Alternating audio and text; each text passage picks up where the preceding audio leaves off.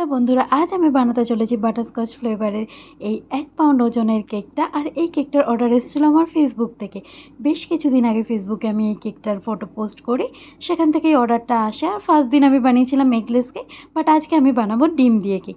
ডিম দিয়ে কীভাবে 1 পাউন্ড ওজনের কেকের স্পঞ্জ তৈরি করবেন, আইসিং করবেন, সব কিছু এই ভিডিওতে দেওয়া রয়েছে। তাই আপনাদের সবাইকে স্বাগত আমার চ্যানেল রিয়াস ভ্যালেন্টিনো হোম বেকারিতে। শুরু করা যাক আজকের ভিডিও।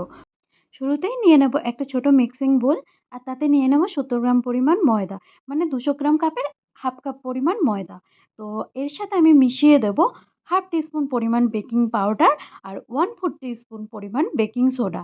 আমি এক্ষেত্রে দুটোই উইকফিল্ড কোম্পানির ব্যবহার করেছি, বাট আপনারা যে কোনো কোম্পানিরই ব্যবহার করতে পারেন। বাট বেকিং সোডা আর বেকিং পাউডারের পরিমাণটা অবশ্যই ঠিকঠাকভাবে দেবেন, নাহলে কিন্তু কেক অনেক সময় ফুলে যাওয়ার পরেও সিঙ্ক হয়ে যেতে পারে, বা কখনো কেক কমও ফুলতে পারে। আর মিশিয়ে নেব 1 টিস্পুন পরিমাণে কর্নফ্লাওয়ার। আসলে কর্নফ্লাওয়ার মেশালে কেকটা অনেক বেশি স্পঞ্জি হয় ও নরম হয়। আমার প্রত্যেক কেকে কিন্তু আমি কর্নফ্লাওয়ার ইউজ করি। এবার একটা হুইস্কার নিয়ে আমি এই ড্রাই ইনগ্রিডিয়েন্টসগুলোকে ভালো করে নিয়ে নেব একটা মিক্সিং বোল। বড় মিক্সিং বোলের মধ্যে আমি দুটো ডিম ভেঙে নিয়েছি। এবার ইলেকট্রিক বিটারের সাহায্যে আমি এই ডিম দুটোকে বিট করতে থাকবো ভীষণ লো স্পিডে। আর আমি মিশিয়ে দিচ্ছি এখানে 70 গ্রাম পরিমাণ চিনি। খুব অল্প অল্প পরিমাণে ডিমের মধ্যে আমি মেশাবো, একসাথে কখনোই পুরোটা মেশাবো না। আর ইলেকট্রিক বিটারের সাহায্যে এটা লো স্পিডে আমি বিট করতে থাকবো যতক্ষণ না পর্যন্ত চিনিটা একদম গলে যাচ্ছে। চিনিটা গলে যাওয়ার পরেও আপনারা এটাকে বিট করবেন যতক্ষণ না এটা ফুলে ডবল হয়ে যাচ্ছে আর একটা ক্রিমি টেক্সচারে পরিণত হচ্ছে। আমি এটাকে ভীষণ লো স্পিডে বিট করেছি, কখনোই হাই স্পিডে বিট করতে যাবেন না, তাহলে কিন্তু ডিমের ফোমটা নষ্ট হয়ে যাবে। আমার ডিমের ফোমটা রেডি হয়ে গেছে, আর এতে আমি হাফ টিস্পুন পরিমাণে বাটারস্কচ এসেন্স মিশিয়ে নিয়েছি আর 1/4 কাপ পরিমাণ বাটার মিল্ক ব্যবহার করেছি। বাটার মিল্কটা আমার কেক ভীষণ সফট আর স্পঞ্জি টেক্সচার বানায়, সেইজন্য আমি অবশ্যই আমার কেকে বাটার মিল্ক ইউজ করি। আর মিশিয়ে দিচ্ছি এতে 1 টেবিল স্পুন পরিমাণ হোয়াইট অয়েল।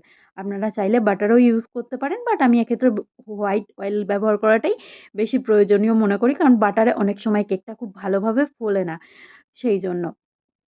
আমার মেশানোর পর এটাকে আমি আরও 15 to 30 সেকেন্ড মতো বিট করব। কারণ এসেন্স, বাটার মিল্ক আর অয়েলটা যাতে আমার এই ডিমের মিক্সচারের মধ্যে ভালোভাবে মিশে যায়।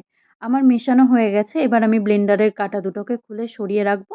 এবার যে ড্রাই ইনগ্রিডিয়েন্টসটাকে আমি আলাদা করে রেখেছিলাম, সেটাকে আমি দুটো ব্যাচে একটা চালনির সাহায্যে চেলে, চেলে এই ব্যাটারের মধ্যে দিয়ে নেব। আর দিয়ে আমার আল্টিমেট কেকের ব্যাটারটাকে আমি তৈরি করে নেব। কেকের ব্যাটারটা তৈরি করার সময় আপনি কেকের যে ওভেন আছে আপনি চুলাতেও বেক করতে পারেন, অথবা ওটিজিতেও বেক করতে পারেন, কেক ওভেনেও বেক করতে পারেন। বাট মাইক্রো ওভেনে বেকিং করাটা আমি খুব একটা ঠিকঠাক মনে করি না, কারণ মাইক্রো ওভেনে বেকিংটা খুব একটা ভালো হয় না স্পঞ্জ কেকের জন্য। তো আমার ওটিজিটা, আমি যেহেতু আমারটা 36 লিটারের ওটিজি, আমি সেইজন্য এটাকে 150 ডিগ্রি সেন্টিগ্রেডে প্রিহিট হতে দিয়ে এসেছি। 150 ডিগ্রি সেন্টিগ্রেডে প্রিহিট হতে দিলে আমার কেকটা তবেই ঠিকঠাক হবে।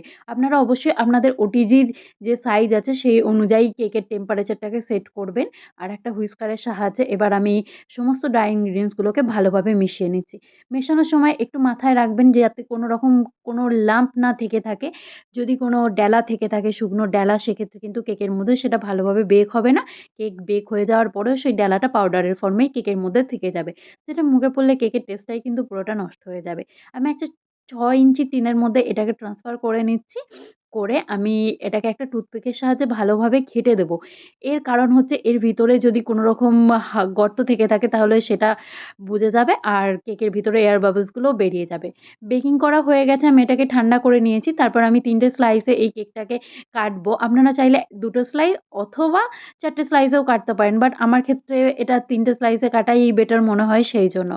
আর কেকের ক্রিমটা আমি বিট করার সময় এতে আমি অল্প পরিমাণ বাটারস্কচ এসেন্স ব্যবহার করেছিলাম। আর আমি কেকের মধ্যে একটু অল্প ক্রিম ব্যবহার করতে পছন্দ করি। আমার মনে হয় কাস্টমারের মুখে যদি কেকের থেকে ক্রিম বেশি যায় তাহলে ইমপ্রেশনটা খারাপ হয়ে যায়। আর আমি আমার প্রত্যেকটা লেয়ারেই কিন্তু বাটারস্কচ ক্রাশ ইউজ করেছি। আপনারা যদি মনে করেন তাহলে কিন্তু আপনারা চাইলে ব্যবহার করতে পারেন বাটারস্কচ প্রালাইন অথবা বাটারস্কচ ক্রাঞ্চ। যা ইচ্ছা সেটা আপনাদের নিজস্ব ফ্লেভারের উপর ডিপেন্ড করে আপনারা ইউজ করবেন। আমি উপর লেয়ারেও বাটারস্কচ ক্রাশ কিছুটা দিয়ে দিচ্ছি। আর এটাকে আমি সোকিং করিনি। আপনারা অনেকেই কেক সোক করেন। তো সেক্ষেত্রে বলে দিচ্ছি এই কেকটার আমার ভীষণ আর্জেন্ট অর্ডার ছিল। তো সোক করার ক্ষেত্রে কেকের স্পঞ্জটা যদি বেশি পরিমাণে ভিজে যায় তাহলে কেকটা ভীষণ নরম হয়ে থাকবে ভালোভাবে সেট না হলে। আর আমার অনেকক্ষণ সেট করার মতো হাতের সময় ছিল না। তাই আমি উইদাউট সিরাপই কেকটাকে আইসিং করে দিয়েছিলাম। বাট কেকের রিভিউটা আমার কাছে ভালোই এসেছিল। কাস্টমারের ডিমান্ড ছিল আসলে আমি যাতে পার্পল কালারে করে দিই সেইজন্য। আর ফাইনাল এবার আমি আইসিংটা করছি।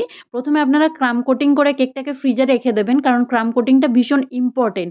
কারণ ক্রাম্ব কোটিং করলে তার উপরে ফাইনাল আইসিং যদি আপনারা করেন তাহলে কিন্তু কেকের গুঁড়োগুলো আর কেকের উপরে আসবে না। আর কেকটাকে আপনারা সুন্দরভাবে একটা ফিনিশিং দিতে পারবেন। আমি স্প্যাটুলার সাহায্যে এরকম একটা টেক্সচার দিয়ে নিচ্ছি কেকের উপরে। আর কেকের উপরে আরেকটু ডিপ পার্পল কালারের একটা ডেকোরেশন আছে সেটাও আমি দিয়ে নেব। আর একটা কম্ব ইউজ করেছি এক্ষেত্রে।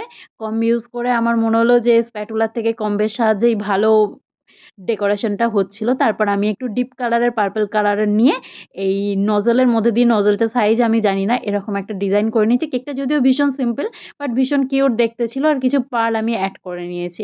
আর এটা 500 গ্রাম ওজনের কেক ছিল। আমি দাম নিয়েছিলাম 300 রুপিস মতো। কেকের ভিডিও ভালো লাগলে অবশ্যই কিন্তু কমেন্ট করে জানাবেন। ভালো লাগলে কিন্তু লাইক, শেয়ার, সাবস্ক্রাইব করে দেবেন। কারণ আমার চ্যানেলে আমি আজই প্রথম ভিডিও আপলোড করলাম, তাই আপনাদের সাপোর্ট আমি আশা করছি।